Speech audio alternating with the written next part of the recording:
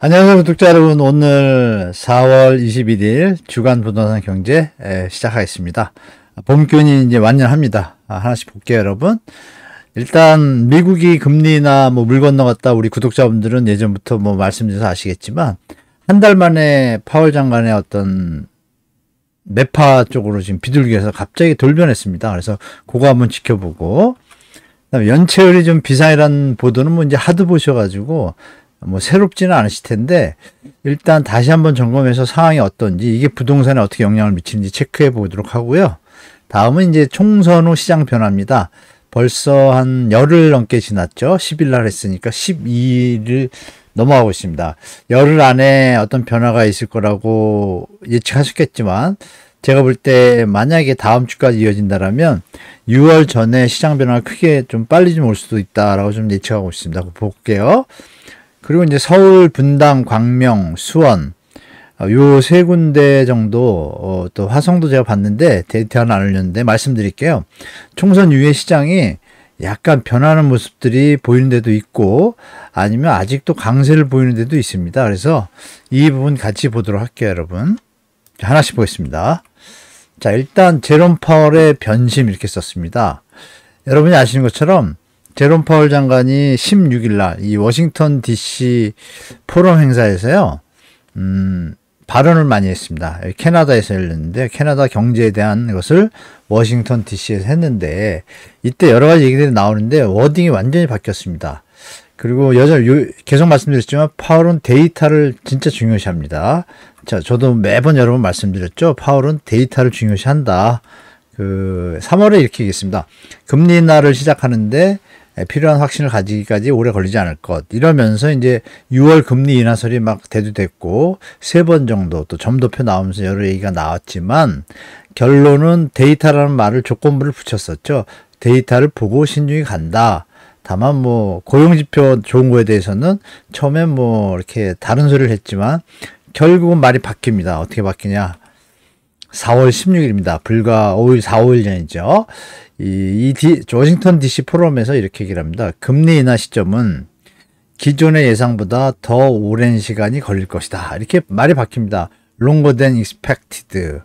생각했던 것보다 더 길어질 것이다 라고 얘기합니다. 그리고 구독자 여러분들한테 제가 말씀드렸지만, 올렸다 인하할지라도 1995년 소프트 긴축 정책이 성공했던 때 같이 다시 한번 시장을 체크하면서 다시 인상할 수도 있다는 얘기가, 시나리오가 많이 나오고 있습니다. 지금도. 그래서 6%까지 지금 얘기가 나오고 있어서 시장이 위기가 오지 않는 한은 쉽게 금리를 내릴 것 같지는 않습니다. 빠르면 9월인데 그것도 녹록지 않다고 보여지고요. 이런 얘기를 합니다. 전망이라는 게 원래 불확실한 것이다. 파월 연준 의장이 이 정도로 얘기할 정도면, 이 경제에 지금 유동성이 많이 풀렸잖아요. 여러분들이 아시는 것처럼 코로나 때 어마어마한 달러 폭탄이 인플레이션을 일으키는 거는 명약관한 일이었고, 저도 저랑 1, 2년 같이 한 구독자분들은 아실 거예요. 이거 쉽게, 저도 같이 여러분들하고 얘기를 말씀 나눴잖아요. 불행인지 다행인지 현재까지는 그런 쪽으로 제가 봤던 뷰하고 비슷하게 오고 있습니다. 그래서 우리 구독자분들도 조금 더 시장 너무 만만치 않게 보셔야 되고, 우리가 이걸 어떻게 체크해야 되냐면요. 이 위에 써놓은 PMI 이제 구매자 관리 지수고요. 고용지표, PPI, 생산자 물가 지수, CPI, 소비자 물가, PC, 개인 소비 지출 가격 지수인데요. 이게 이렇게 순서가 이렇게 발표됩니다. 이렇게 발표되는데 3월부터 지금 4월까지 이 데이터들이요, 다 상승으로 나왔습니다.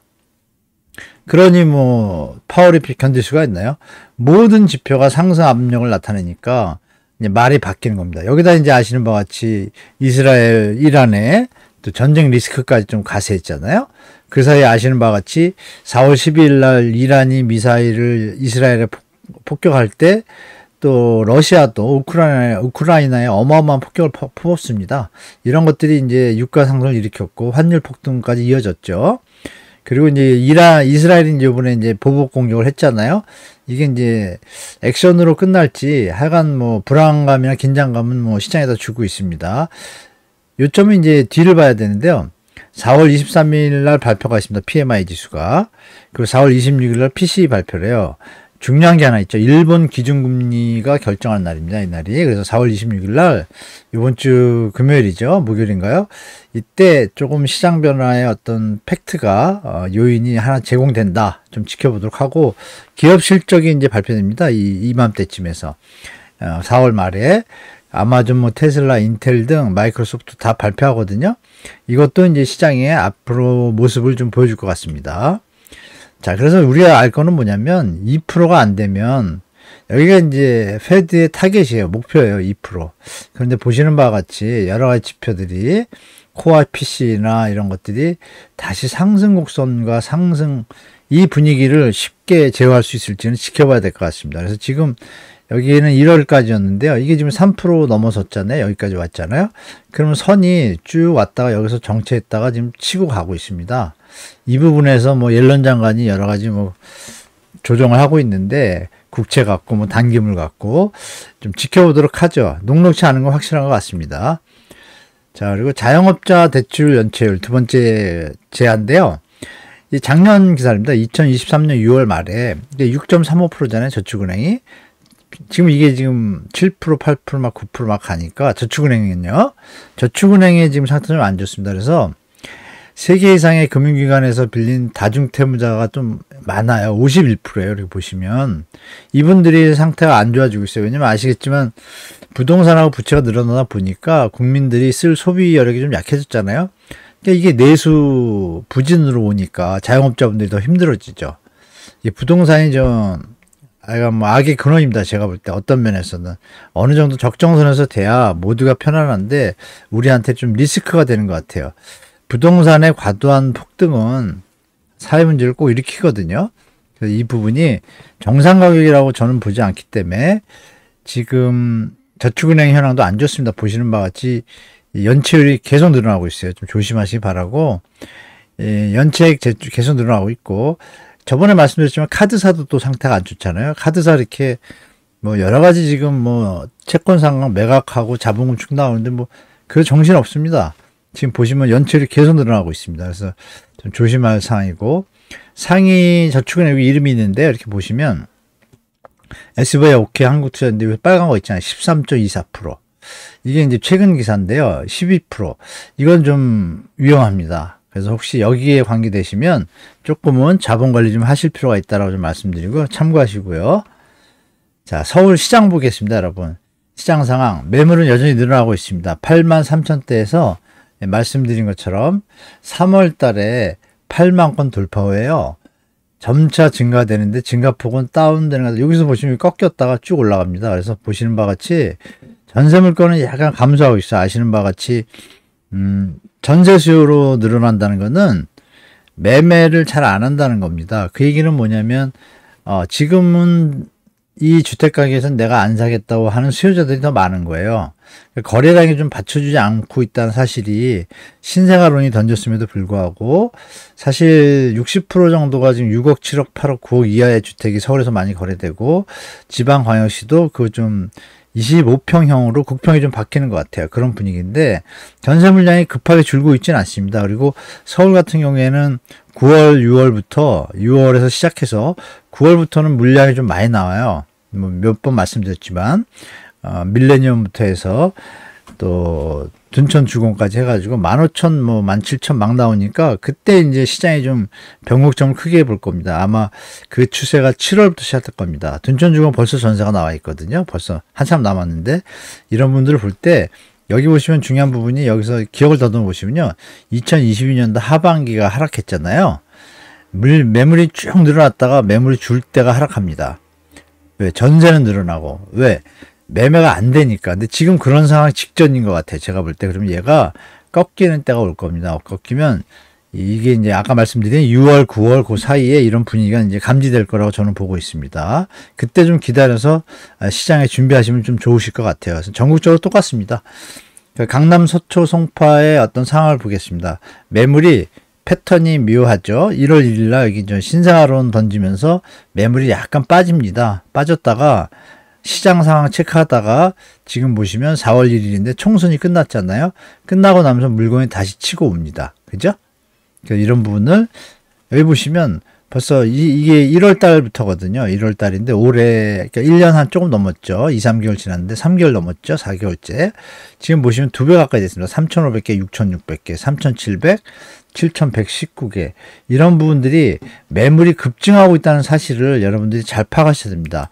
매물이 급증하는데 뭐 신고가 나온다 이런 거 제가 볼 때는 굳이 그렇게 신고가를 하면서 사는 분들은 일부라고 봅니다. 일부, 극히. 대부분은 그렇지 않다. 뭐 약간의 과장된 기사에 너무 끌려다니실 필요 전혀 없습니다. 요즘 공포 마케팅을 계속 펼치거든요. 여러분 영끌 완 때 기억나시잖아요. 그때 어땠어요? 그분들 지금 많이 고생하고 계십니다. 지금도 똑같은 상황입니다. 지금 집값이 뭐 정상적으로 내려왔나요? 제가 볼 때 전혀 아니거든요. 그거 좀 챙겨보시고 급하게 가실 필요 전혀 없습니다. 자, 그래서 다음은 이제 성남, 분당하고 광명 총선 이후의 시장 상황을 체크해보면 우리가 변화를 좀 예측할 수가 있어요, 여러분. 너무 요즘 우리 구독자분 중에 한 분이 분당이 요즘 거래가 활발하네요. 이래서 제가 경기도 일대 몇 개 찝어봤습니다. 좀 선호도가 많은 지역이죠. 다 중간에 한번 경기도 좀 주요 도시들을 뭐 여러 군데 많잖아요. 과천도 있고 시장 상황 한번 체크해보도록 하겠습니다. 분당구 보시면 여기 매물 추시예요. 이번 1월 5일입니다. 1월 2023년 5일날 3,139개가 있고 광명은 1,659개, 수원 영통은 3,513개예요. 총 합이 8,300개예요. 근데 얘가 지금 몇 개월 됐죠?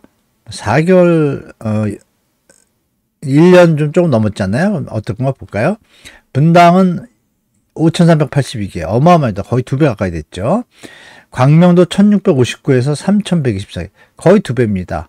수원 영통 3,513에서 4,712개, 수원 영통은 한 1.5배 정도 늘었죠. 합을 보시면 8,000개에서 13,000개, 2배, 1.67배 늘었습니다. 물건이 이렇게 많이 늘었어요.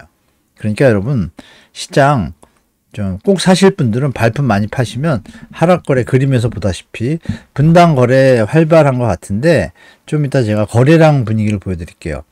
거래가 활발하다는 기사 패턴이 많이 나오면 속을 수가 있고 원래 보셨던 데에 대해서 좀 비싸게 살 수도 있습니다. 제가 볼 때 분당은 지금 고평가되어 있습니다. 제가 볼 때 조금 조정이 10에서 20% 분명히 올 거라고 보고요. 보시는 바와 같이 어때요? 총선이 딱 끝나고 여기 겹쳤네요. 조금 이게 10일입니다. 10일 끝나고 일주일간이에요. 일주일간 보시면 약간 하락으로 들어오죠. 이때 좀 거래가 활발했습니다. 활발했다가 패턴이 총선 끝나고 나니까 시장의 주택 소유자들의 패턴이 좀 바뀌고 하락해서 좀 팔죠. 가격을 저렴하게. 또 똑똑한 분들은 이걸 사시는 거고 이왕 사시려면 이 패턴으로 가는 게 아마 맞다고 좀 말씀드리고요. 광명시도 볼게요. 광명시도 예전에도 조금 약간 하락의 기미가 좀 있었고 광명시 미분양 요새 뭐 자주 나잖아요. 보시면 상승거래 힘은 약하고요. 다 하락거래입니다. 이 패턴이 총선 이후에 완전하게 바뀌죠. 물론 이때도 좀 그런 경향이 있었고요. 이런 시장 상황은 좀 이어질 것 같아요. 제가 볼 때. 다음은 수원 영통구입니다. 영통구는 뭐 GTX 호재도 있고 여러 가지들 호재들이 많아서 판교 뭐 이런 것도 있어가지고 강세를 띠는 곳인데 진짜 많이 강세를 띄었습니다. 이때 띄음에도 불구하고 엄밀히 보면 하락거래가 조금 더 많습니다. 엄밀히 보면. 그리고 4월 11일 총선 이후에 요 모양만 보면 2배 정도가 하락입니다. 패턴이 바뀌었죠, 여러분. 2배 정도가 바뀌었는데 2, 3주 정도 더 지켜보면 분명히 시장의 변화들이 이제 보도에도 나올 수가 있습니다. 한국 부동산의 데이터는 100% 믿지 마시는 거 다시 한번 말씀드릴게요. 자, 그럼 마포구입니다. 마포구는 여전히 강세를 띠다가 보시면 하락으로 돌아섰죠. 11일 총선 이후로 시장의 분위기에 이게 제가 생각했던 것보다 제가 한 4, 5, 6월까지는 조금 상승 기미가 많을 거다라고 그랬는데 총선 결과 좀 영향을 미치는 것 같습니다. 그리고 이스라엘 또 전쟁 이런 이슈도 그렇고요. 자, 그래서 거래량을 한번 볼게요. 그 분당에 거래량이 많다고 우리 구독자분이 뭐 쓰셨는데 실제 상황은 또 다른 구독자분은 이런 말 썼어요. 분당에 거래가 없어서 폐업이 늘어나고 있다고 공인중개사분들이. 우리가 한번 냉정해 봅시다, 여러분. 보시면 어때요? 이게 이제 영끌할 때입니다. 영끌할 때고 1,500개, 1,000개. 그리고 제가 데이터를 뽑아보니까 2006년부터 21년까지요. 평균 거래량이 470건이 나옵니다. 하락 때까지 포함해 가지고요. 지금은 이제 여기까지 2023년까지 해보니까 468건, 아니, 468건 나오더라고요. 458건. 한 460건 가까이 되죠.